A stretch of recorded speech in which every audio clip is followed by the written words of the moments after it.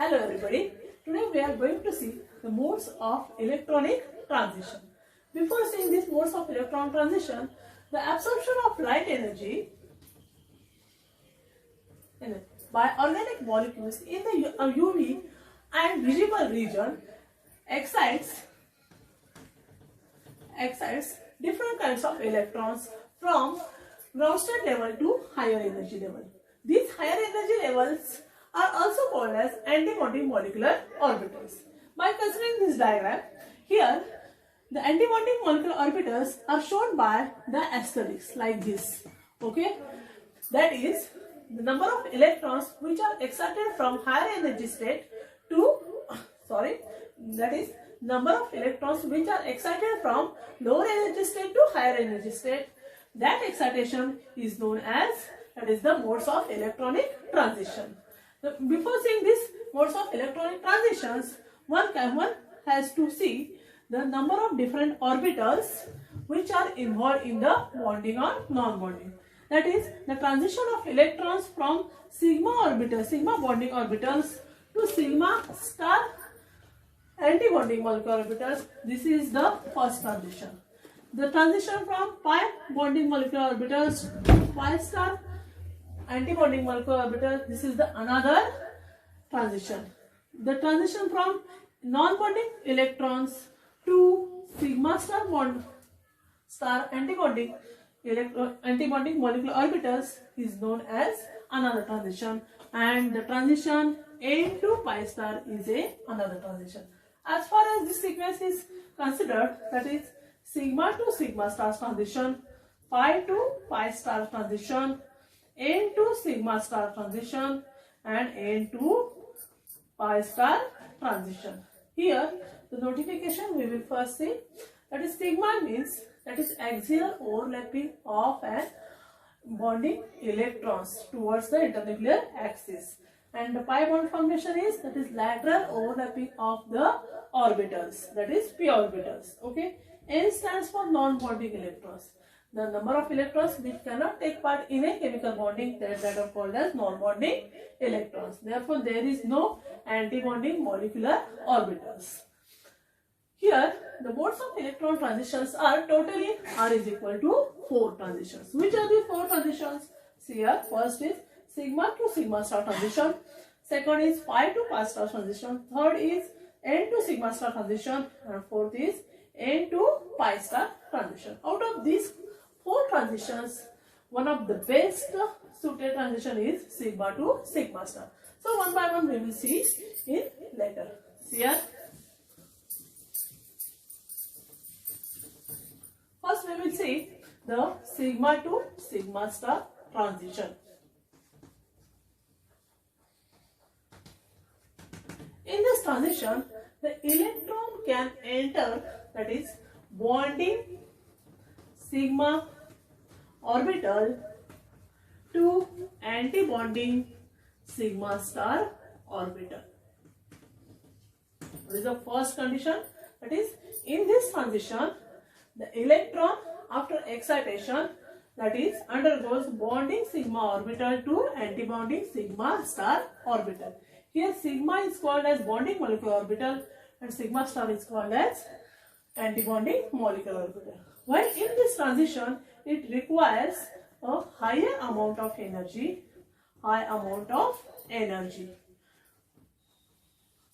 because we have already know that is electrons are tightly held in sigma bond formation. Okay, therefore there is a large amount of energy to remove an electron from sigma bond formation. Diagrammatically it can be represented as, suppose this is the bonding pair of electrons, and after undergoing sigma star transition, sigma to sigma star transition, what happens? There is a separation of electrons like this. Okay, that is here the sigma orbitals. As we have stated, that is higher amount of energy is required, therefore the transition can occur at lower wavelength. And as higher energy is required, Therefore, this transition cannot be obtained in the region of UV. Therefore, as far as consider far UV, in the far UV region, this transition is possible, and therefore one must think should be noted that for this purpose N-hexane cannot be used as a solvent in UV spectroscopy. Got it? Again I am repeating this, that is sigma to sigma star transition. In this transition, the transition of an electron can take place from bonding sigma orbital to anti-bonding sigma orbital. Here in this transition, higher amount of energy is required. As higher amount of energy is required, that is there is requirement of less amount of wavelength. Diagrammatically it can be represented as like this. As this transition requires high amount of energy due to what? That is electrons are tightly packed with the sigma bond formation. Therefore high amount of energy is used. As far as its transition is considered, as it requires higher amount of energy, therefore it cannot occur in a UV region, it can occur in a far UV region, and therefore cannot possible to measure the sigma to sigma transition in UV region, that is it is observed in a far UV region, and for that purpose N-hexane cannot be used as a solvent in UV spectrometer. For example, which compound shows this sigma to sigma star transitions? That is saturated hydrocarbons. Saturated hydrocarbons can show this sigma to sigma star transition. For example, methane, ethane, propane, etc. These compounds show sigma to sigma star transition. Another transition is, that is the pi to pi star transition. Which transition? That is pi to pi star. However, as far as we have seen in sigma to sigma transition, here the concept is again opposite in nature. What is the concept? See here. Here the transition of an electron, that is pi electron can take place from pi bonding molecular orbital to pi star anti-bonding molecular orbital. It requires less energy for this transition, that is pi to pi star. It requires less energy, therefore occurs at higher wavelength. Because in this introduction of UV spectroscopy, we have already seen that is energy and wavelength, they are related to each other in opposite sense. That is, as energy is less, there is higher amount of wavelength. Okay. Now these transitions are occurs in compounds containing multiple bonds. Which bonds? That is multiple bonds. Okay, multiple bonds, and which are in conjugation with each other.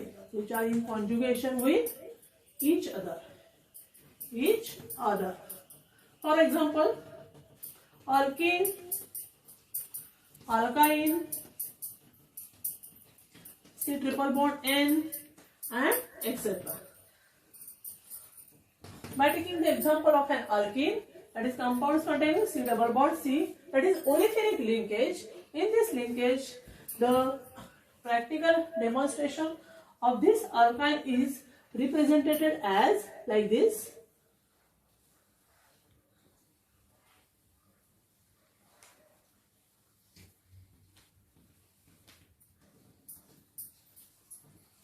After absorption of this pi to pi star transitions, there may be occurs as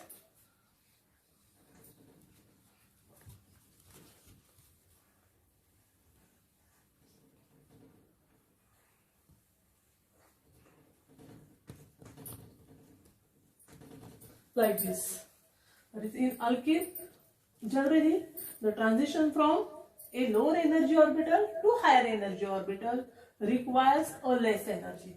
Generally in alkene, when the conjugation is present, at that time this transition is occurs at 200 nanometer. Therefore, by using normal UV spectrometer, one can measure the transition of a pi to pi star transition. Okay. The example of this is alkene, alkyne and C triple bond N. Now the next transition is that is about N to sigma star transition.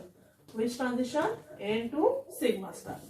What about this N to sigma star transition? See here. Generally, N to sigma star and N to pi star, both the transitions are less energetic. We will see these transitions in one by one in a differentiate manner. Okay, see here. That is, first is N to sigma star transition. Okay, and second is N to pi star transition. Okay, what is the meaning of N to sigma star transition? That is transition of an electron. Which electron here? Non-bonding electron. In first two cases we have to see, we have to see in a bonding electron. Here non-bonding electron can transition through a anti-bonding sigma orbital. It requires less energy and it have less value of epsilon. Therefore, this transition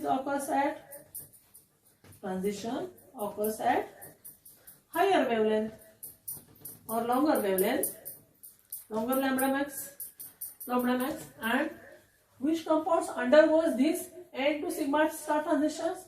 The compounds containing non-bonding electrons or lone pair of electrons over the non-bonding electrons over the heteroatoms. Heteroatoms. Which are heteroatoms? That is N, O and S, or halogens.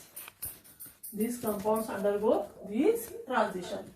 As far as the example is considered, we have to take the example, that is the example of methyl alcohol, CH3OH.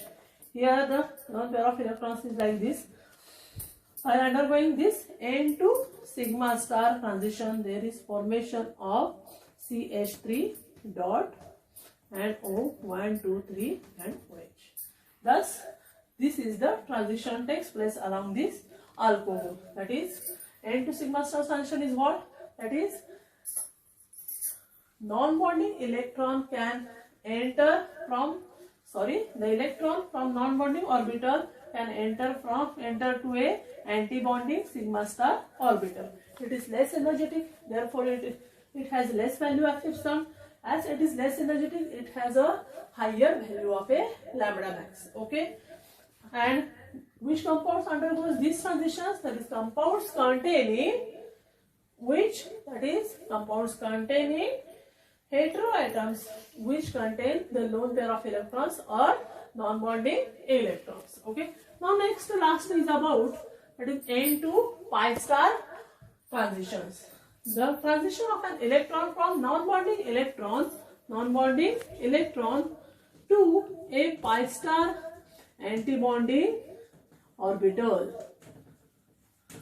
Then the electron can enter from non-bonding to anti-bonding pi star orbital. At that time, this transition can occur. Compounds containing double bond with heteroatoms. Compounds containing double bond with heteroatoms such as NOS or triple bonds can undergo N to pi star transition. One interesting example of this that is a acetone. Acetone having a formula that is CH3COCH3. Okay, here electron pair we have shown here, but in the case of acetone it will shows two transitions. Which are the two transitions? See here, in case of N to sigma star transition and in case of N to pi star transition. In case of N to sigma star transition, it shows the absorption at 205 nanometer, while in case of N to sigma star, that is of 190 nanometer, and it is of higher wavelength. It requires less energy, and here it requires a higher energy. Okay, therefore it occurs at high wavelength, and it occurs at low wavelength. Okay, thus these types of transitions, that is called as modes of electronic transitions, takes place in a UV spectroscopy. Again I will repeat this. There are 4 types of modes of transitions. First is sigma to sigma star, second is pi to pi star, third is n to sigma star transition, and last one is, that is the n to sigma star transition.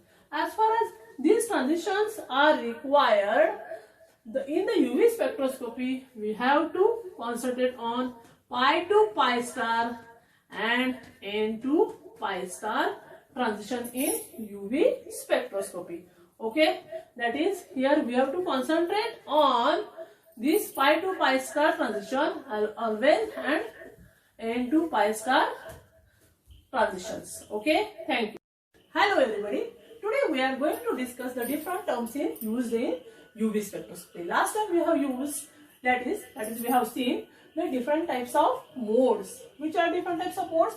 Again I will give you, that is sigma to sigma star, n to sigma star, pi to pi star, and n to pi star. Okay, now in these types of modes of transitions, which is the best transition? That is in a order, that is of sigma to sigma star, that is greater than n to sigma star, that is greater than pi to pi star. Okay, and that is greater than n to pi star. Okay, that is, this is the order of the modes of transitions we have seen in last lecture, that is of a UV spectroscopy. Today we are going to discuss how the color is imparts to the substance, how the wavelength is naturally to which on present of a functional group wavelength is increased, how there is shift in absorption maximum, how there is shift in intensity of absorption, how there is decrease in intensity of absorption, and for that purpose we have to see the different terms.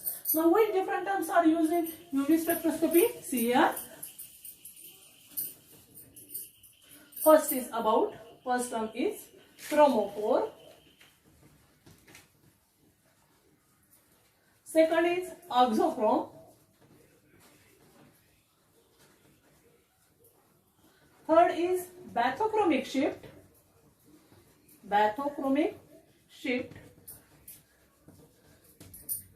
Fourth is hypsochromic shift.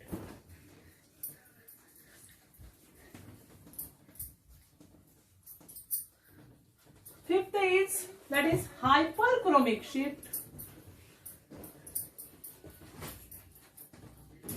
And sixth is about hypochromic shift. One has to concentrate on the two words, that is hypso and hypo. There is just a present and absence of a S letter. Okay. Now, what is the relation between each and every kind of terms? Here, these two terms are related to each other. Bathochromic, hypsochromic shift are related to each other. Here, bathochromic shift is also called as red shift. It is called as blue shift. Okay. Last two shifts are related to absorption of intensity. Hyperchromic shift is nothing but, that is increase in absorption of intensity, or intensity of absorption.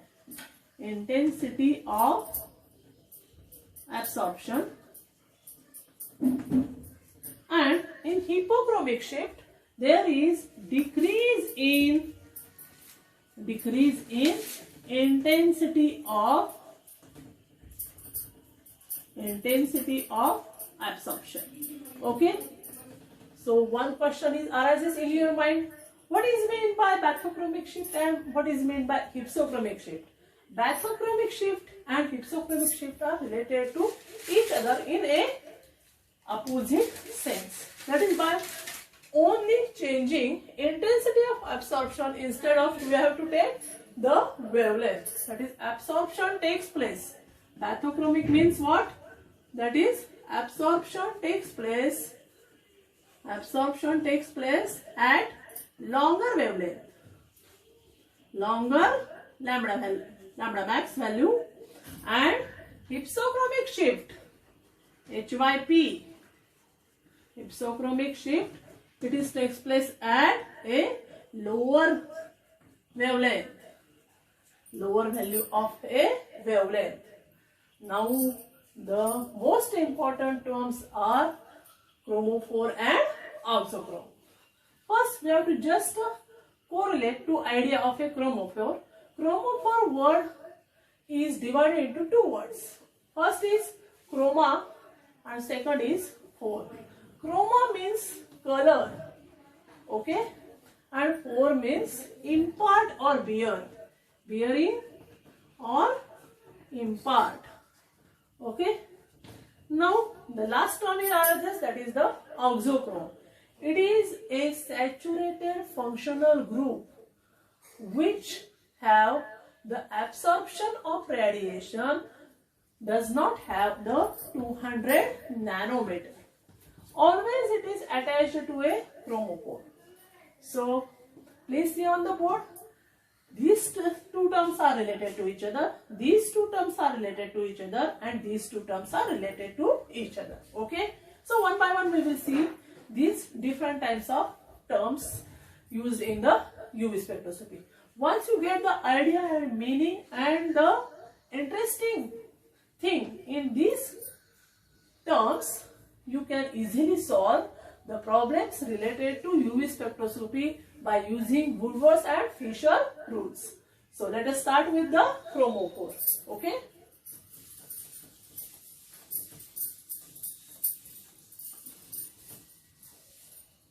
First, chromophore.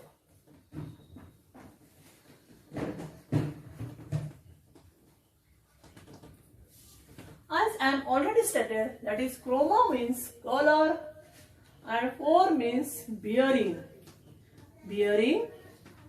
or imparts color to the molecule of a compound, okay. Generally, the specification of chromophore is it is a unsaturated functional group which can be divided into two types. First range is that is of alkynes,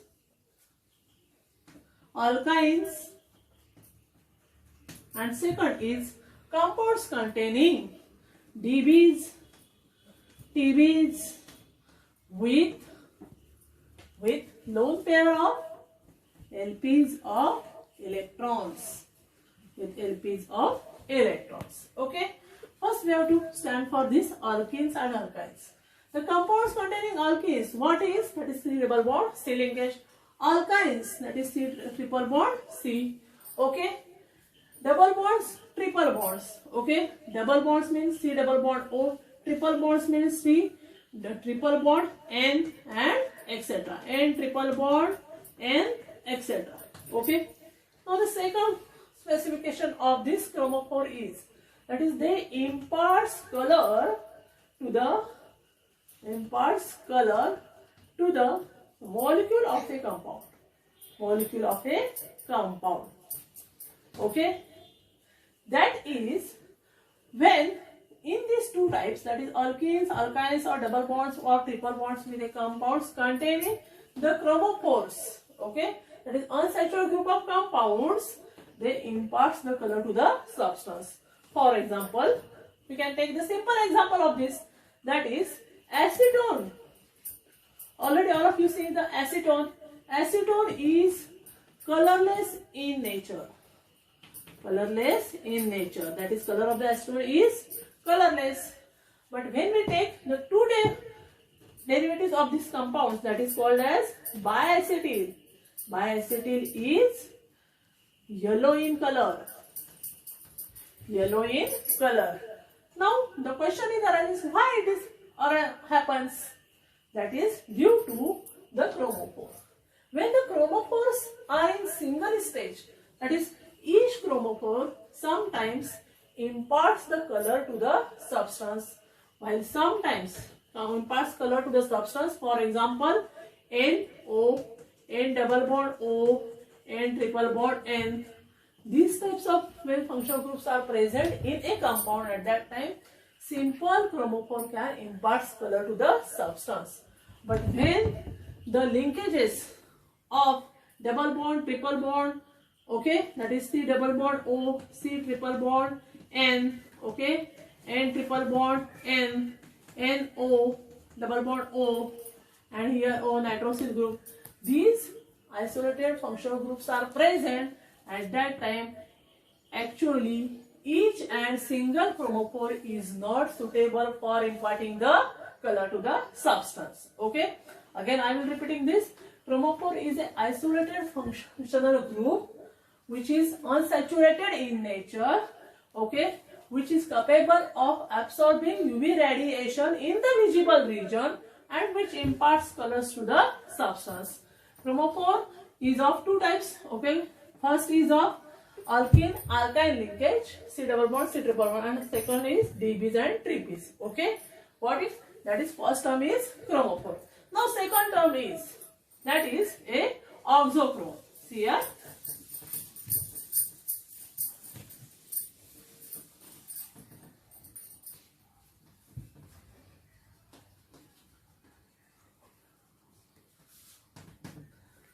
Auxochrome, it is a saturated group, that is a saturated functional group which when attached to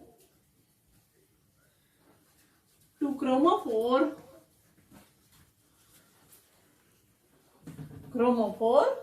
it enhances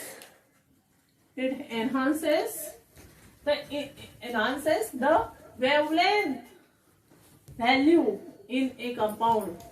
Wavelength value in a compound. Okay. For example, we have the absorption maximum value for benzene, that is lambda max is equal to 255 nanometer. But when it is attached to a functional group, which functional group? Saturated functional group with a LPs, that is when it is attached to auxochrome, that is there is an example of the NH2. When NH2 is called as a auxochrome, the lambda max value is equal to a 280 nanometer. That is here increase in lambda max value of benzene to aniline, it is gets increased due to what? That is the presence of a auxochrome. That is, auxochromes are nothing but the functional groups which having the lone pair of electrons or non-bonding electrons with a heteroatoms, or which having the non-bonding electrons in the structure, which when attached to the chromophore, they enhances the value of a lambda max. Okay, that is auxochrome having the saturated functional group. One more drawback of this auxochrome has, they do not absorb greater than 200 nanometer wavelength. That is, in a UV spectrometer region, if the wavelength is greater than 200 nanometer, auxochrome cannot be suitable. Okay, thus auxochromes having the saturated groups which when attached to a chromophoric group, they have to increase the wavelength in a compound. Okay, for example, the examples of this auxochrome is OH, okay, SO2, then NH2, Okay, then OR, COR,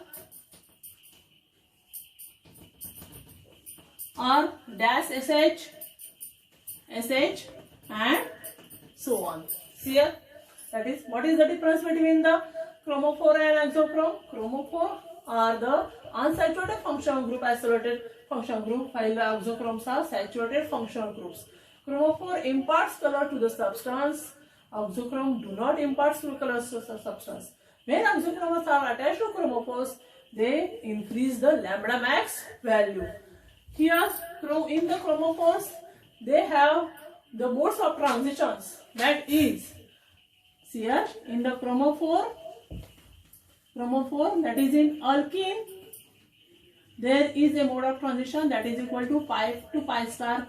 But in the DBs and TBs, there is a mode of transition that is equal to pi to pi star and also n to pi star. Okay.